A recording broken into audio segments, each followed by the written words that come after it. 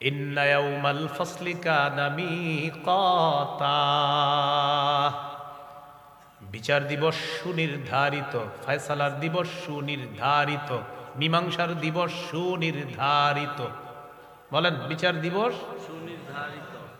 সূরা হুদের 114 নম্বর আয়াতে আল্লাহ বলেন, 104 নম্বর আয়াতে আল্লাহ বলেন, ওয়া মা নুআখিরুহু ইল্লা লিআজালিম মা'দুদ। কিয়ামতের বিষয়টা আমি আল্লাহ মুলতবি করে রেখেছি কিছু কালের জন্য। মুলতবি, মুলতবি কারে বলে?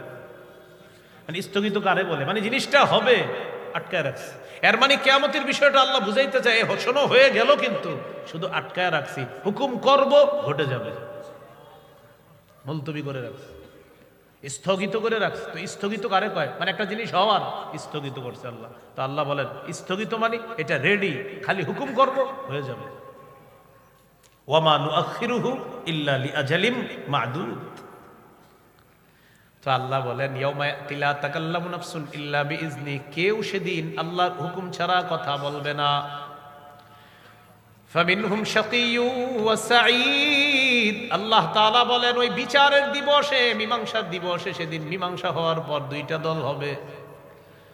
মানুষের মধ্যে একটা দল হবে হতভাগা, আর একটা দল হবে সৌভাগ্যবান। ফাআম্মাল্লাযীনা শাকু ফাফিন্নার, যারা হতভাগা তাদের ঠিকানা জাহান্নাম। ওয়া আম্মাল্লাযীনা সুঈদু ফাফিল জান্নাহ, আর যারা সৌভাগ্যবান তারা চিরস্থায়ী জান্নাতের মেহমান। যারা হতভাগা ফিন্নার, তারা জাহান্নামে থাকবে, যারা সৌভাগ্যবান তারা জান্নাতে থাকবে। তাহলে আসেন কি বলতেছে দেখেন, ইন্না ইয়াউমাল ফাসলি কানা মিকাতা, বিচারের দিবসটা সুনির্ধারিত। এবার বিভীষিকাটা কি হবে দেখেন, ইয়াউমা ইউনফাখু ফিস-সূর ফাতাতুনা আফওয়াজা, সেদিন সিংহায় ফু দেওয়া হবে, তোমরা দলে দলে উপস্থিত হবা। সিংহায় ফু দেওয়া হবে, তোমরা দলে দলে উপস্থিত হবা। ওয়া ফুতিহাতিস সামাউ ফাকানাত আবওয়াবা, আসমান খুলে দেওয়া হবে। আসমান খুলে দেওয়ার পর অনেকগুলা দরজা বিশিষ্ট হবে আসমান, ওই দরজা দিয়ে ফেরেশতাদেরকে নামিয়ে আনা হবে। আসমান খুলে দেওয়া হবে, আর ওই খোলা আসমান অনেকগুলা দরজা হবে, এটা দিয়ে কাদেরকে নামিয়ে আনা হবে? সূরা ফুরকানে আছে, আরো সুন্দর করে আছে, ইয়াউমা তাশাক্কাকুস সামাউ বিল গামাম ওয়া নুজিলাল মালাইকাতু তানজিলা। সেদিন আসমান ফেটে যাবে আল্লাহর তাজাল্লি সহ, ওয়া নুজিলাল মালাইকাতু তানজিলা, ফেরেশতাদেরকে নামিয়ে আনা হবে, ওই ফাটা দিয়ে নামিয়ে আনা হবে। তাহলে আসমান ওয়ালারা নেমে গেল, বাস আসমানে কেউ নাই, ধ্বংস আসমান। রয়ে গেল জমিনের উপরের পাহাড়গুলা। ওয়াসুইরাতিল জিবাল ফাকানাত সারাবা, পাহাড়গুলাকে হাকিয়ে নেওয়া হবে, আর পাহাড়গুলা চূর্ণ বিচূর্ণ হয়ে ফাকানাত সারাবা, মরিচিকার মতো হয়ে যাবে। এই মজবুত পাহাড় কিসের মতো হয়ে যাবে?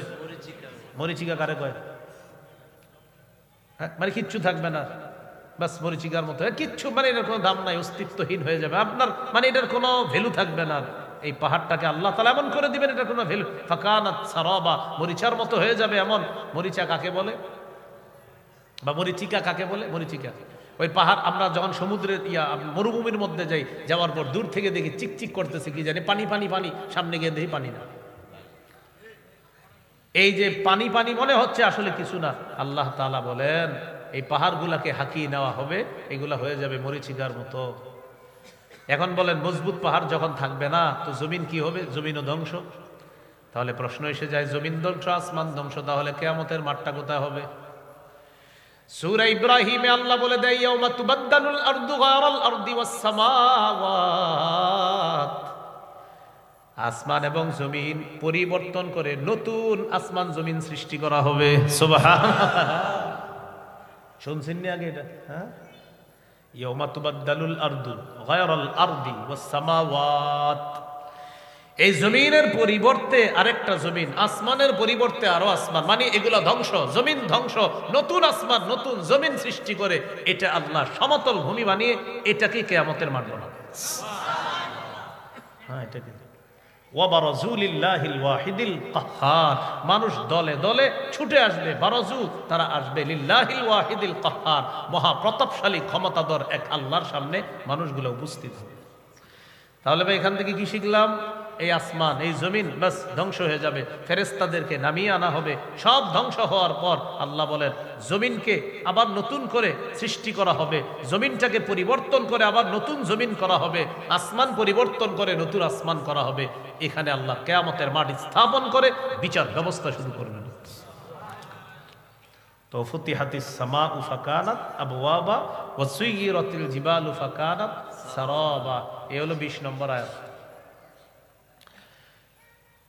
তো বিচার আপনার হওয়ার পর যখন বিচার হবে, এরপর একদল মানুষ জাহান্নামী হবে, তাদের ব্যাপারে আল্লাহ বলেন ইন্না জাহান্নামা কানাত মিরসাদাল লিত্তাগিনা মাআবা, নিশ্চয়ই জাহান্নাম ওত পেতে আছে, লিত্তাগিনা মাআবা, সীমালঙ্ঘনকারী যারা, নাফরমান যারা, তাদের জন্য ঠিকানা হিসাবে জাহান্নামটা ওত পেতে আছে। নাউজুবিল্লাহ। লাবিথিনা ফিহা আহকাবা, যুগ যুগ ধরে সেখানে থাকবে। লা ইয়াযুকুনা ফিহা বারদাও ওয়ালা শারাবা, সেখানে তারা কোনো ঠান্ডা কিছু পাবে না, কোনো পানিও পাবে না। ইল্লা হামিমাও ওয়া গাসসাকা, ফুটন্ত পানি পাবে আর গাসসাক পাবে, মানে জাহান্নামীদের পুঁজগুলা তাদেরকে দেওয়া হবে। জাহান্নামীরা বলবে ও ফেরেশতা খাবার লাগবে, খাবার।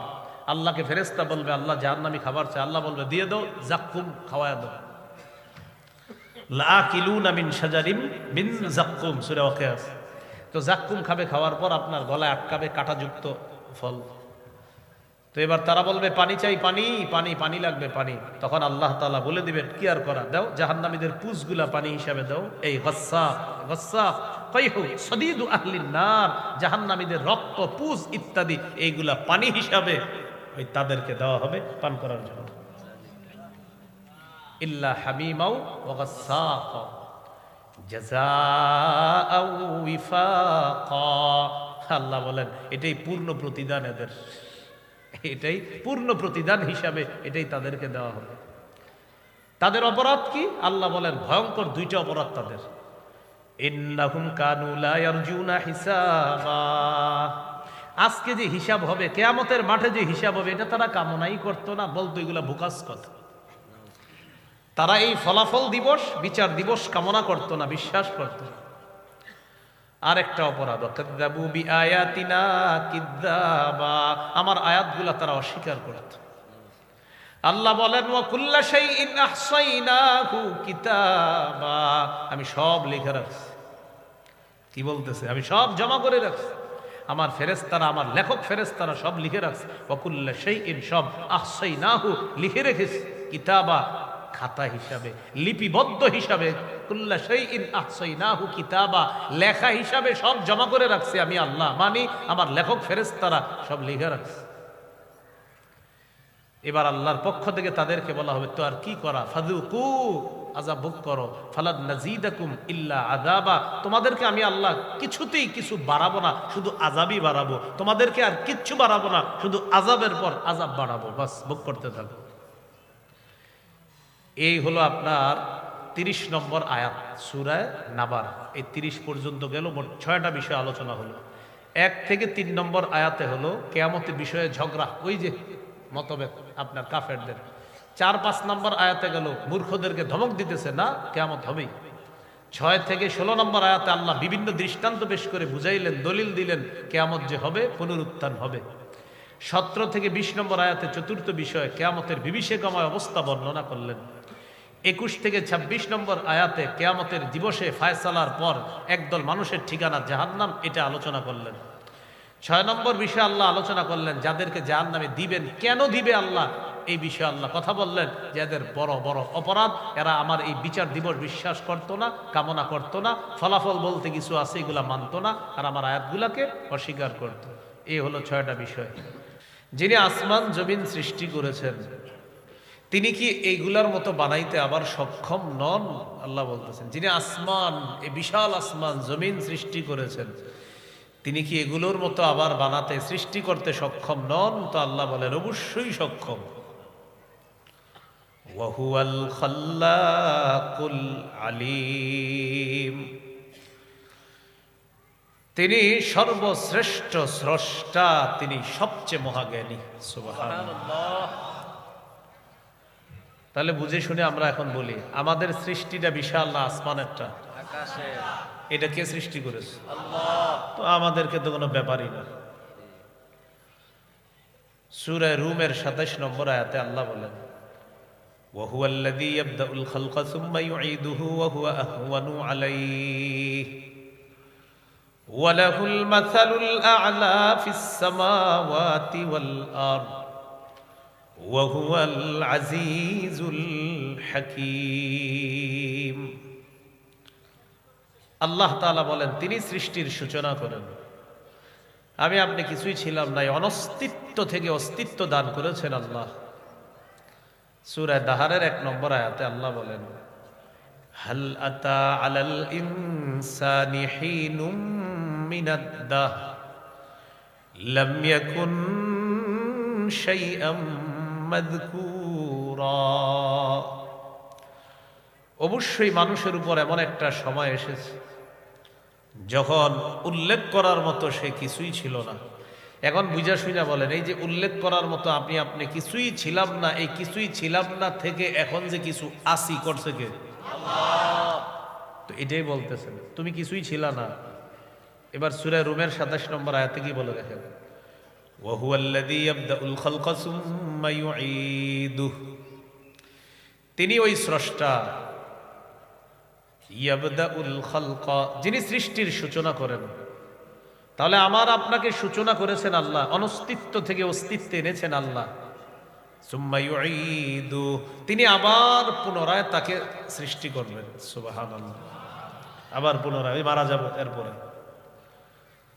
এখন আল্লাহ যে কথাটা বললেন, ওয়া হুয়া আহওয়ানু আলাইহি, আল্লাহ তাআলা বলেন পরের বার সৃষ্টি করা এটা তো আগের চাইতে আরো সহজ। আহওয়ান, অধিক সহজ। আমার আপনার কোনো স্যাম্পল ছিল না, স্যাম্পল ছাড়াই সৃষ্টির সূচনা আল্লাহ করেছেন। এখন আমার আপনার একটা স্যাম্পল আছে।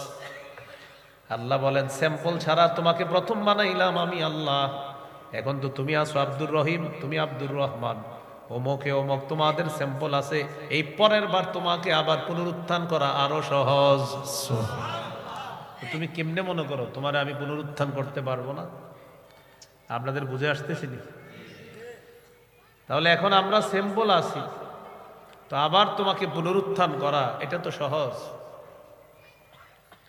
ওয়ালাহুল মাসালুল আ'লা ফিস সামাওয়াতি ওয়াল আরদ, আসমান জমিনে সর্বোচ্চ মহিমা আল্লাহর, তার জন্যই সর্বোচ্চ মহিমা।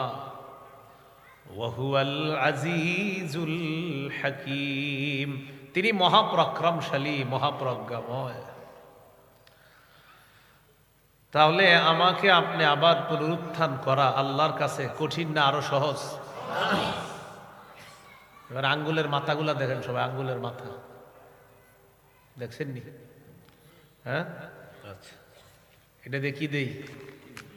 টিপ দেই। আচ্ছা, এখানে আমরা যারা আছি সবাই মনে করেন চেহারা একরকম, সবার কথার কথা ধরে নেন একরকম চেহারা, দেখতে একরকম, লম্বা একরকম, শরীর একরকম, আঙ্গুলের ছাপ মিলবে?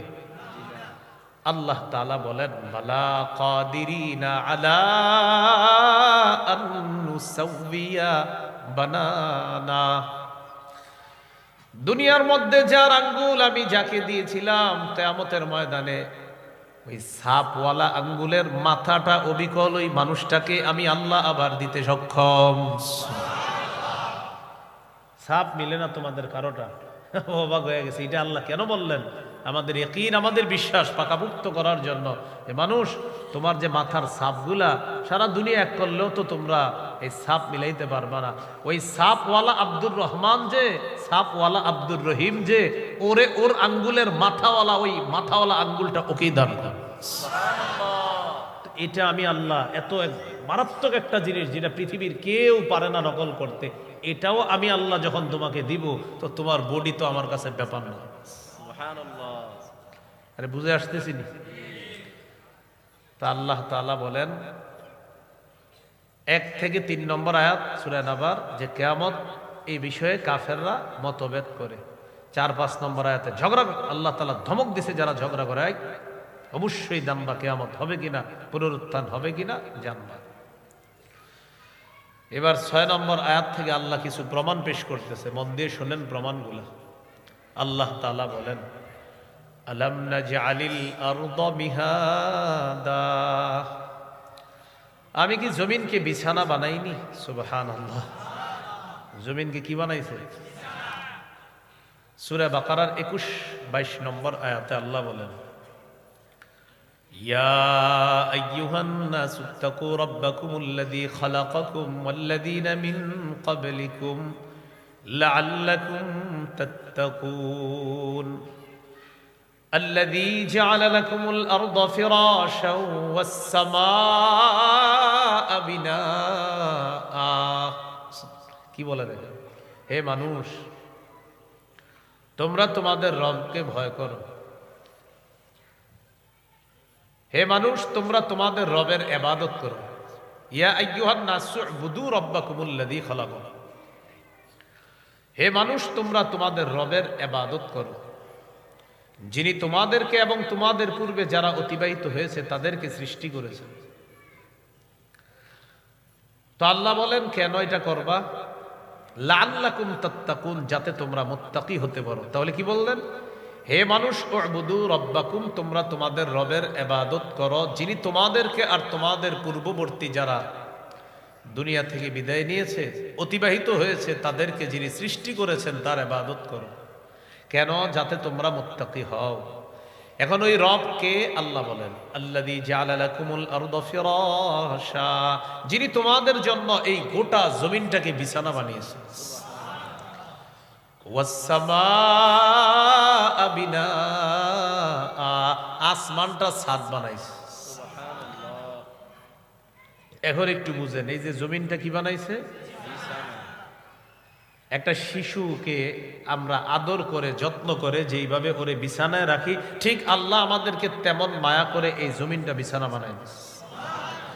এইটারও একটা প্রমাণ আছে, এটা যে মায়া করে আল্লাহ আমাদেরকে রাখছে। এখানে সূরাতুজ যুখরুফ 10 নম্বর আয়াত, 25 নম্বর পারা, 8 নম্বর পৃষ্ঠা আল্লাহ বলেন, আল্লাযী জাআলা লাকুমুল আরদা মাহদা, আল্লাহ তাআলা তোমাদের জন্য জমিনকে দোলনা বানিয়েছে। দোলনা, দোলনায় কারে বসাই আমরা? তাহলে শিশুকে মায়া করি তাই বলি ওরে দোলনায় বসাও। আল্লাহ মায়া করে বলতেছেন, আমি তোমাদের জন্য জমিনকে দোলনা বানাইছি। সুবহানাল্লাহ। ওয়াজআলা লাকুম ফিহা সুবুলাল লাআল্লাকুম তাহতাদুন, আর এই জমিনের মধ্যে অনেক রাস্তা দিয়েছি যেন তোমরা ওই রাস্তা দিয়ে হাঁটা চলা করে গন্তব্যে পৌঁছতে পারো। সুবহানাল্লাহ। সূরা মুলক 15 নম্বর আয়াতে আল্লাহ বলেন, হুয়াল্লাযী জাআলা লাকুমুল আরদা যালুলা, আমি তোমাদের জন্য জমিনকে করেছি অনুগত। তিনি ওই সত্তা যিনি তোমাদের জন্য জমিনকে অনুগত করে দিয়েছেন।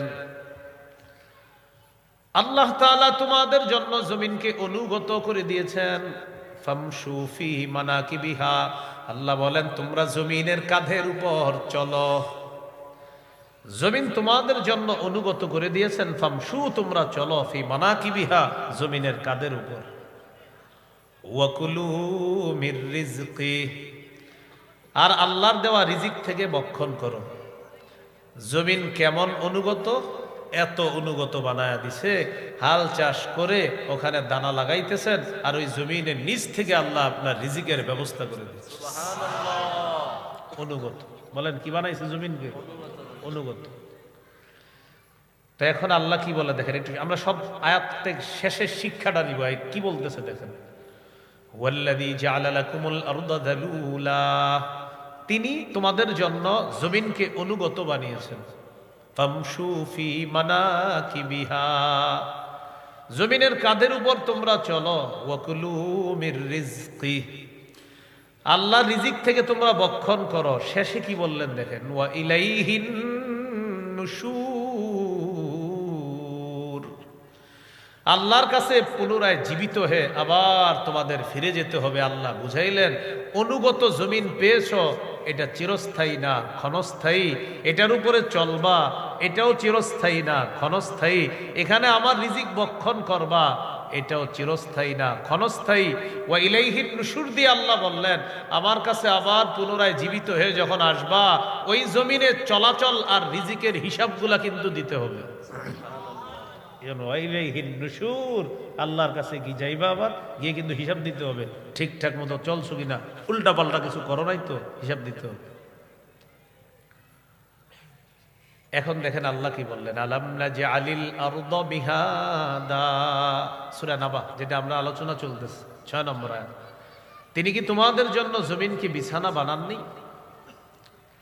তাহলে বলেন, আমাদের জন্য জমিন বিছানা বানিয়েছেন কে? আল্লাহ।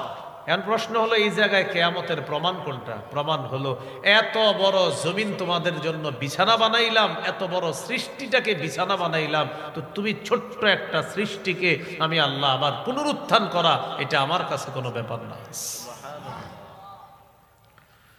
2 নম্বর প্রমাণ দিতেছে 7 নম্বর আয়াতে, ওয়াল জিবালা আওতাদা, তিনি কি মজবুত পাহাড়গুলোকে পেরেক বানাননি? জিবাল শব্দটা বহুবচন, এটার একবচন জাবালুন, অর্থ পাহাড়। আওতাদ শব্দটা বহুবচন, এটার একবচন ওয়াতাদুন, অর্থ পেরেক। ওয়াল জিবালা আওতাদা, তিনি কি পাহাড়গুলোকে পেরেক হিসাবে জমিন স্থাপন করেননি? এর মানে হলো, এই জমিনের নিচে পানি, পানির উপরে আমরা ভাসমান জমিনের উপর বসে আছি, কিন্তু জমিন নড়াচড়া করে না। আল্লাহ বলেন, কেন জানো? ওয়াল জিবালা আওতাদা, মজবুত পাহাড়কে পেরেক হিসাবে জমিনের উপর বসায়া দিয়া জমিনের নড়াচড়া বন্ধ করে তোমাদের বসবাসের উপযোগী করে দিয়েছে। এই জন্য ওয়াল জিবালা আওতাদা। এখন এখান থেকে প্রমাণ নেন, প্রমাণ কোনটা? যে পাহাড় এত বড় একটা সৃষ্টি, যেটা দিয়ে জমিনকে আমি এইভাবে হেলে ধুলা থেকে আটকায় রাখলাম, এই পাহাড়টাকেও একদিন আমি আল্লাহ টুকরা টুকরা করে দিব। টুকরা টুকরা করার পর এরপর আমি আল্লাহ পুরা জমিনটাকে সমতল বানায় ফেলবো। এটা যদি আমি সক্ষম হই, তো তুমি ছোট্ট একটা সৃষ্টিকে আবার কেন পুনরুত্থান করতে পারবো না? এটা আল্লাহ প্রমাণ দিচ্ছে বারবার। তাহলে ওয়াল জিবালা আওতাদা, পাহাড়গুলোকে আল্লাহ বানিয়েছেন পেরেক, এই জন্য জমিনের নড়াচড়া বন্ধ আছে। এরপরে আল্লাহ তাআলা বলেন, ওয়া খালাকনাকুম আজওয়াজা, আমি তোমাদেরকে জোড়ায় জোড়ায় সৃষ্টি করেছি। সূরা ইয়াসিন যারা পড়েন নিয়মিত 36 নম্বর আয়াতে আছে, সুবহানাল্লাযী খালাকাল আজওয়াজা কুল্লাহা, পুত পবিত্রতা বর্ণনা করছি ওই সত্তার, যিনি সব কিছুকে জোড়ায় জোড়ায় সৃষ্টি করেছেন। সূরা জারিয়াতের 49 নম্বর আয়াতে আল্লাহ বলেন, ওয়া মিন কুল্লি শাইইন খালাকনা যাওজাইনি লাআল্লাকুম তাযাক্কারুন। কত নম্বর আয়াত? 49। বলেন কত নম্বর? 49 আগে কত? 48। 48 আগে এই 47, 48 আল্লাহ কি বলে আর 49 কি বলে, একটু মন দিয়ে শুনেন। সূরা জারিয়াতের 47, 48 আগে শুনি, পরে শুনবো 49। 47 নম্বর আয়াতে আল্লাহ বলেন, ওয়াস সামাআ বানাইনাহা বিআইদিন ওয়া ইন্না লামুসিউন। আল্লাহ তাআলা বলেন, আসমানকে আমি আল্লাহ ক্ষমতা বলে সৃষ্টি করেছি। সুবহানাল্লাহ। ওয়াস সামাআ বানাইনাহা বিআইদিন ওয়া ইন্না লামুসিউন, আসমান আমি নিজ ক্ষমতা বলে স্থাপন করেছি, এইভাবে বানিয়েছি। ওয়া ইন্না লামুসিউন, আমি আল্লাহ সম্প্রসারণকারী। এটা 47। এবার 48, ওয়াল আরদা ফারাশনাহা, জমিনকে আমি আল্লাহ বিছানা করে দিয়েছি। ফানি'মাল মাহিদুন, আমি আল্লাহ কতই না উত্তম বিস্তৃতকারী, আমি কতই না উত্তম বিস্তৃতকারী, আমি কত সুন্দর বিছানা বিছিয়ে দিই। তাহলে 47 নম্বর আয়াতে, 48-এ, আবার 47-এ, আর 40-এ। তাহলে বলেন তো জমিনের বিপরীতে, আসমানের বিপরীতে। এবার 49 নম্বর আয়াতে আল্লাহ বলেন ওয়া মিন কুল্লি শাইইন খালাকনা যাওজাইন, আমি প্রত্যেকটা জিনিস জোড়ায় জোড়ায় সৃষ্টি করেছি, মানে আসমানের বিপরীতে জমিন দেখো আর জমিনের বিপরীতে আসমান। 49-এ গিয়ে বললেন ওয়া মিন কুল্লি শাইইন খালাকনা যাওজাইন, আমি প্রত্যেকটা জিনিস জোড়ায় জোড়ায় সৃষ্টি করেছি। লাআল্লাকুম তাযাক্কারুন, যাতে তোমরা উপদেশ গ্রহণ করতে পারো। তো জোড়ায় জোড়ায় কিভাবে? পুরুষ নারী, নারী পুরুষ, জমিন আসমান, আসমান জমিন, সাদা কালো, কালো সাদা, আলো অন্ধকার, অন্ধকার আলো, সব জোড়ায় জোড়ায় সৃষ্টি করেছেন আল্লাহ তাআলা। তাহলে এবার বলেন ইহকাল। হ্যাঁ, তো ইহকাল যেহেতু করেছি, পরকালও আছে, তাই তোমার মৃত্যুর পর আবার আরেকটা জগৎ আছে, বিশ্বাস করো। এটাই হলো প্রমাণ। আপনারা বুঝতেছেন নি সবাই? আচ্ছা, এটা আল্লাহ তাআলা বললেন ওয়া খালাকনাকুম আজওয়াজা, আমি তোমাদেরকে জোড়ায় জোড়ায় সৃষ্টি করেছি। এরপরে আল্লাহ তাআলা বলেন ওয়াজআলনা নাওমাকুম সুবাতা, আমি তোমাদের ঘুম নিদ্রাকে বানিয়েছি ক্লান্তি দূরকারী। সুবহানাল্লাহ, কি দূরকারী? বিজ্ঞান বলে কোন মানুষ যদি 6 মিনিটও গভীর ঘুম ঘুমাইতে পারে, তার মধ্যে নতুন করে আবার আল্লাহ তাআলা সজীবতা সৃষ্টি করে দেয়। 6 মিনিট যদি আপনি গভীর ঘুম ঘুমাইতে পারেন, নতুন করে আল্লাহ আবার সজীব সৃষ্টি করে দিবে আপনার মধ্যে, আপনার প্রাণ সঞ্চার ফিরে পাবেন 6 মিনিট। তাহলে ঘুম কত বড় নেয়ামত! না আপনাদের কিন্তু মাথায় খালি আসবে যে হুজুর ঘুমের লগে কিয়ামতের সম্পর্ক কি? একটু পরে বুঝাইতেছি, মন দিয়ে শুনে না। কারণ আল্লাহ তাআলা দলিল দিতেছে, তো আমার রবের দলিল তো অবশ্যই সঠিক। ওয়াজআলনা নাওমাকুম সুবাতা, আমি তোমাদের ঘুম করেছি ক্লান্তি দূরকারী। মানুষ সারাদিন কাজ করে, তা আল্লাহ তাআলা তাকে ঘুম পাড়ায়, এই ঘুমের মাধ্যমে তার ক্লান্তি আল্লাহ দূর করে দেয়। ঘুম আল্লাহ প্রদত্ত এক মহা ঔষধের নাম হলো ঘুম। সহিহ বুখারীর বর্ণনা 1975 নম্বর হাদিস, 1975। রাসূলুল্লাহ সাল্লাল্লাহু আলাইহি সাল্লামের কাছে এক সাহাবীর ব্যাপারে অভিযোগ গেছে। অভিযোগ, হুজুর এই সাহাবী রাতের বেলা ঘুমায় না, সারা রাত খালি তাহাজ্জুদ করে, বিবির হক আদায় করে না। দিনের বেলা তার বাড়িতে মেহমান আসে, মেহমানদের কোনো খোঁজ খবর রাখে না, কারণ কামাই রোজগারই করে না, মেহমানদের খাওয়াবে কিসে? নবীজি ডাকলেন, এদিকে আসো তুমি। ওই সাহাবী, ঘটনা কি? বিবির নাকি খোঁজ খবর নাও না, সারা রাত নাকি তাহাজ্জুদ পড়ো। জি। কামাই করো না, সারাদিন তুমি নফল নামাজ পড়তে থাকো, সারাদিন রোজা রাখো, আর রাতের বেলা তাহাজ্জুদ, দিনের বেলা রোজা রাখে, রাতের বেলা সারা রাত নামাজ পড়ে, আর কোনো কামাই করে না, কিচ্ছু করে না। নবীজি বললেন ঘুমাও কখন? তো ঘুমায়ও না। فقال رسول الله صلى الله عليه وسلم ان لجسدك عليك حقا, তোমার উপর তোমার শরীরের হক আছে। ওয়ালি আইনিকা আলাইকা হাক্কা, তোমার চোখের উপর তোমার হক আছে, তোমার চোখের জন্য তোমার উপর হক আছে। তাহলে শরীরের হক আছে, চোখের হক আছে। ওয়ালি যাওজিকা আলাইকা হাক্কা, তোমার উপর তোমার বিবির হক আছে। ওয়ালি যাওরিকা আলাইকা হাক্কা, তোমার মেহমানের উপর, মেহমানের জন্য তোমার হক আছে। তাহলে তোমার শরীরের জন্য তোমার হক আছে, তোমার চোখের জন্য তোমার উপর হক আছে, তোমার স্ত্রীর জন্য তোমার উপর হক আছে, তোমার মেহমানের জন্য তোমার উপর হক আছে, তোমার চোখের জন্য তোমার উপর হক আছে। দ্বারা তুমি ঘুমাইতে হবে, চোখকে বিশ্রাম দিতে হবে। এই ঘুম, এটা আল্লাহ প্রদত্ত এক মহা ঔষধের নাম হলো ঘুমানো। কি করা? ঘুমানো। ঘুমানো। আল্লাহ তাআলা আমাদেরকে বুঝার তৌফিক দান করেন। এখন কথা হলো ঘুম।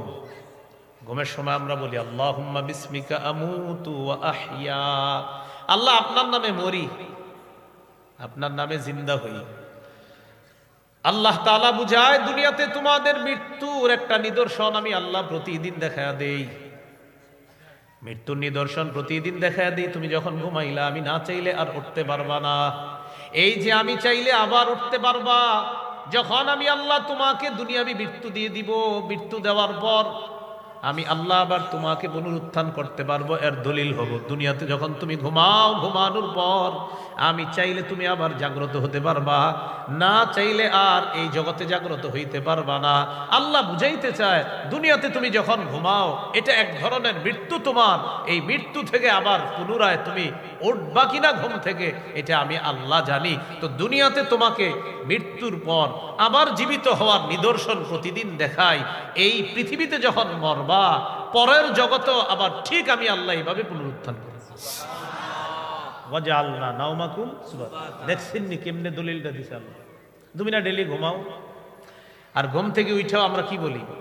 আলহামদুলিল্লাহিল্লাযী আহইয়ানা। সমস্ত প্রশংসা আল্লাহ, যিনি আমাদেরকে জীবিত করেছেন। এই যে আহইয়ানা, যিনি আমাদেরকে জিন্দা করেছেন। বা'দামা আমাতানা, আমাদেরকে মৃত্যু দেওয়ার পর, মানে গত রাত 10টায় আমাদের আল্লাহ মৃত্যু দেওয়ার পর আজকে ভোর 4টায় আবার আল্লাহ জিন্দা করেছেন। যে আল্লাহ, তার প্রশংসা। এই জন্য তো বলি আলহামদুলিল্লাহিল্লাযী আহইয়ানা। আহইয়ানা মানে যিনি জিন্দা করেছেন। বা'দামা আমাতানা, আমাকে মৃত্যু দেওয়ার পর। তো আল্লাহ বলেন প্রত্যেক দিন এই দোয়া পড়ো যে তুমি যখন ঘুমাও এটা মৃত্যু, আবার যখন জাগ্রত হও এটা তোমার জীবিত হওয়া। হ্যাঁ, একদিন তুমি দুনিয়া থেকে এইভাবে মরে যাইবা, এটাও আমি আল্লাহ যখন চাইবো তখন মারা যাইবা। আবার তোমাকে পরের জগতে পুনরুত্থান করব, যেইভাবে ঘুম থেকে জাগ্রত করি। বুঝে আসছেনি আপনাদের? এই হলো ওয়াজআলনা নাওমাকুম সুবাতা। এরপরে আল্লাহ তাআলা বলেন ওয়াজআলনাল লাইলা লিবাসা, আমি রাত্রকে করেছি আবরণ, পোশাক।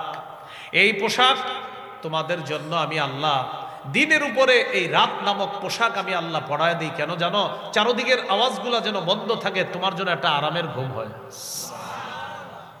তোমার জন্য একটা কি হয়? আরামের ঘুম হয়। তো এবার বলেন তো, রাতের বিপরীতে, দিনের বিপরীতে, ইহকালের বিপরীতে, পরকালের বিপরীতে কিয়ামতের দলিল।